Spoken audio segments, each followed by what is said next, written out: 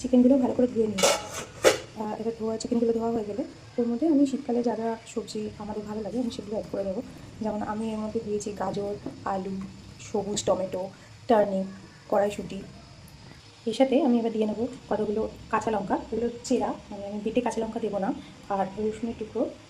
আর আমি এখানে পেঁয়াজগুলো সরু করে কুচি করে নিয়েছি। আপনারা চাইলে গোটা পেঁয়াজও দিতে পারেন, মানে একদমই যদি স্যুপের মতো করতে চান। সেরকম কিছু নয়, আদা বাটা আর হলুদ গুঁড়ো, স্বাদ মতো নুন। আপনারা ইচ্ছা করলে সামান্য চিনি দিতে পারেন, তবে আমি চিনি দেওয়াটা প্রেফার করি না। সমস্ত কিছু এর মধ্যে অ্যাড করার পরে আমি ভালো করে এটাকে মিশিয়ে নেবো চিকেনের সাথে। এরপর প্রেশারে সামান্য, একদম সামান্য যেটুকু আমার ফোড়ন দিতে তেল লাগবে ওইটুকু তেল দেবো। তেল দিয়ে তার মধ্যে গোটা গরম মশলা ফোড়ন দেবো। গোটা গরম মশলা মানে দারচিনি, এলাচ, লবঙ্গ আর তার সাথে গোটা গোলমরিচ। এবার আমি এর মধ্যে সমস্ত মশলা মাখানো